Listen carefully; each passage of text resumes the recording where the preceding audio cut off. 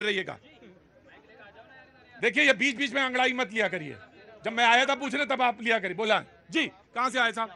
गाजियाबाद से आया हूँ, बिहार से रहने वाला हूँ। जी नमस्ते। अभी जी भाई साहब ने एक शब्द बोले जो बीजेपी और आरएसएस आज तक कभी भी राजनीति विंग में आई ही नहीं है।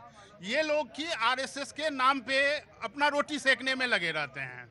आरएसएस जब आप जाएंगे तब समझेंगे क्या होता है। आरएसएस एक व्यक्ति निर्माण का केंद्र है, ना कि आरएसएस कोई राजनीति पार्टी है। अब आप एक दिन आरएसएस के शाखा में चले जाएंगे तो जीवन भर जाएंगे। आरएसएस क्या है आपको पता नहीं है। आरएसएस केवल आपका निर्माण करता है। आरएसएस कोई राजनीति विंग है ही नहीं। आरएसएस आज तक कोई राजनीति में आया है। देख आराम से मैं बिल्कुल अराजकता नहीं जी। मैं नहीं छवि भाई पीछे से जी। नमस्ते, मैं आ गया। मैं आराम से खड़े रहो तो आ जाऊंगा जी। आइए जनाब, क्या बहुत अच्छी बात है। भरत मिलाप करेंगे, पर खड़े रहो जी। साहब कहाँ से आना हुआ? मेरा जयपुर राजस्थान से हूँ। जयपुर राजस्थान से। क्या नाम है साहब? पूरन सिंह जी, बहुत बहुत स्वागत है। और विश्लेषण हो रहा है, जैसा मुद्दे के मालूम है कि कांग्रेस में बीजेपी का वहां पे विश्लेषण हुआ उत्तर प्रदेश में, यूपी में, कि हार का कारण क्या है और जीत आगे कैसे करना है, 27 कैसे देखना है इस पर जी। मैं हार और जीत पे तो अपनी टिप्पणी नहीं रखूंगा सर यहाँ। जो आपकी व्यक्तिगत हो वो बात करिए जी। बाकी मेरे भाई ने जो पीछे जो टी शर्ट में खड़े उन्होंने जो पक्ष रखे हैं, हाँ। मैं उनका पुरजोर समर्थन करता हूँ एक सैनिक होने के नाते, कि इस देश के अंदर जो मुद्दे हैं वो काम के मुद्दों की बात उन्होंने की है। हाँ। कि आप हॉस्पिटल में आप भाई सफी साहब, आप इन पर बहुत डिस्टर्ब कर रहे हैं। अब आप जाओ। कि आप अस्पताल में किसी मरीज को दिखाने के लिए गए, वहाँ पे जो मेडिसिन के लिए फ्री में जो हम बात करते हैं कि वो ट्रीटमेंट मिलना चाहिए, तो वो चीज़ें वहाँ पे अवेलेबल हो नहीं पाती हैं। उनके बारे में बात किया जाए, और जितना भी इंफ्रास्ट्रक्चर के डेवलपमेंट किए उनके बारे में बात किया जाए। जात पात की बात न करके आप डेवलपमेंट की बात करिए, लोगों को रोजगार दीजिए, महंगाई पे लगाम लगाइए। ये जरूरी मुद्दे हैं। पूरन भाई, मैं आपकी बात को बहुत आगे बढ़ाता हूं और ये बात सही है और ये बहुत महत्वपूर्ण बात है, बहुत महत्वपूर्ण। लेकिन हाँ, पार्टी के अंदर उसकी चर्चा होती है, पार्टी अपनी हार जीत का विश्लेषण करती है। लेकिन मैं आपकी एक बात का, जो पीछे भाई ने कही थी बात, उसको कि आखिर 27 में अगर जाना है और 47 का अगर सपना देखना है, विजन है, अगर 2047 का सपना देखना है, तो हमें उसी स्तर पे बात करनी होगी।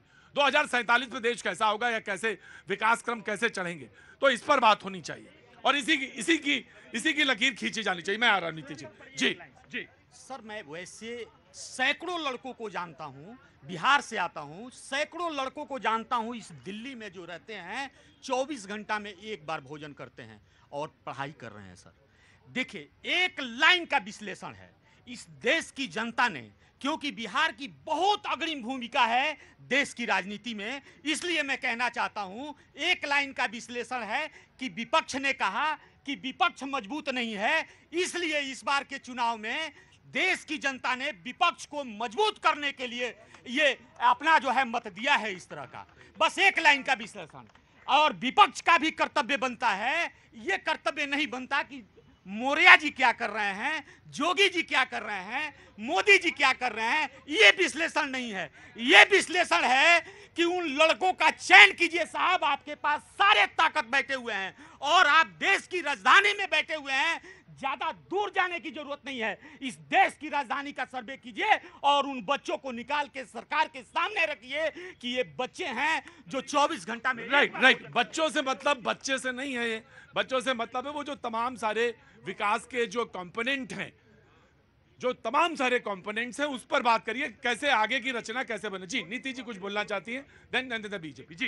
मैं देता हूं। रूप से पार्टियां विषय नहीं होनी चाहिए, विषय मुद्दे ही होने चाहिए, चाहे महंगाई हो, चाहे बेरोजगारी हो, चाहे रोजगार हो जी। लेकिन 1970 का इंदिरा गांधी का एक कथन मुझे याद आ गया जी। उन्होंने बोला एक समाने इसलिए बोला इतिहास में कि मैं बोलती हूँ विपक्ष के लिए, ये बोलते हैं इंदिरा हटाओ, ये बोलते हैं, यानी कि विपक्ष बोलते हैं, रुको भाई, सुन ले आप उसको काट दीजिएगा जी। ये बोलते हैं इंदिरा हटाओ, मैं बोलती हूँ गरीबी हटाओ। आज 6 दशक तक इंदिरा जी और उनकी सरकार उनके का काम करते रहे, क्या गरीबी हट गई? नहीं हटी। लेकिन मैं कंपैरेटिव एनालिसिस कर रही हूँ कि जब मनमोहन जी के समय में 10% तक इन्फ्लेशन चली गई थी, आज 4 या 5 पे है। आज इंफ्रास्ट्रक्चर, सेमीकंडक्टर डिवाइसेस, आखिरी गांव तक रोड्स, हर नल से जल, आपको बिजली मुहैया कराई जा रही है। देखिए, गतिशील काम है, विकास का काम गतिशील है, समय के साथ आगे बढ़ेगा, लेकिन जो स्केल पे काम हुआ है उस स्केल को आप ठीक ठीक ठीक ठीक मैंने 10 सेकंड नहीं, आराम से करिए। मैं अग्रवाल जी आए किस काम के लिए थे आप ये बताइए। आज दोनों, अच्छा दोनों लोग एक साथ ना आया करिए, एक आया करिए, नहीं दोनों लोग बहुत ज्यादा मामला पड़ जाता है जी। नहीं मैं पूछ लूंगा आपसे, बिल्कुल अग्रवाल जी पूछूंगा, लेकिन दोनों लोग एक साथ ना आया करिए, एक आया करिए। 2014 में जो ये 2070 सालों की बात करते हैं हम, 2014 में मोदी जी को लाए इसलिए थे कि गरीबी हटे, बेरोजगारी हटे और देश का भला हो, सब कुछ अच्छा हो। पर नहीं, अच्छे दिन का हम लोगों को प्रलोभन देके, और उसके बाद क्या राजनीति हुई, सिर्फ राजनीति क्या हुई, हिंदू मुस्लिम, गरीबी की कोई बात नहीं हुई, सिर्फ हिंदू मुस्लिम, उससे हमारा देश आगे नहीं बढ़ेगा। हम 2014 में मोदी जी को इसलिए लेके आए कि हमें पेट्रोल 40 रुपए चाहिए था, हम मोदी जी को इसलिए लेके आए कि हमें राशन की दुकान पे राशन अच्छी क्वालिटी का मिले, हम 5 किलो राशन के लिए नहीं लेके आए थे।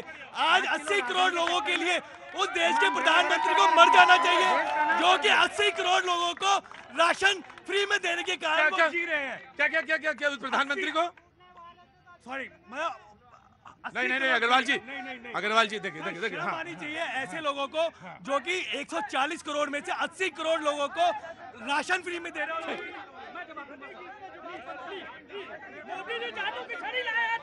एक मिनट आराम से एक मिनट चुप, पहले धैर्य से, आराम किससे जवाब लेना, क्या कह रहे हैं आप? ठीक मैं आऊंगा। हमारे अग्रवाल जी भैया जी, आपने बहुत सही जवाब दिया, बहुत सही बात कहा आपने। 50 साल कांग्रेस आई थी जो गरीबी मुक्त कर रही थी, गरीबी नहीं मुक्त हो पाई। मोदी जी 10 साल में आए हैं और जादू की छड़ी लाए हैं कि 10 साल में वो देश में से गरीबी और बेरोजगार दूर कर देंगे, सारे 70 साल का कूड़ा। और दूसरी बात मैं कहना चाहता हूँ, प्रधानमंत्री आवास योजना से 4.5 करोड़ गरीबों को अगर घर मिला है तो नरेंद्र मोदी जी की सरकार में मिला है। 80 करोड़ गरीबों को मुफ्त राशन इसलिए दिया जा रहा है क्योंकि आर्थिक स्थिति मजबूत हो रही है। उसके बाद महिलाओं को लज्जा घर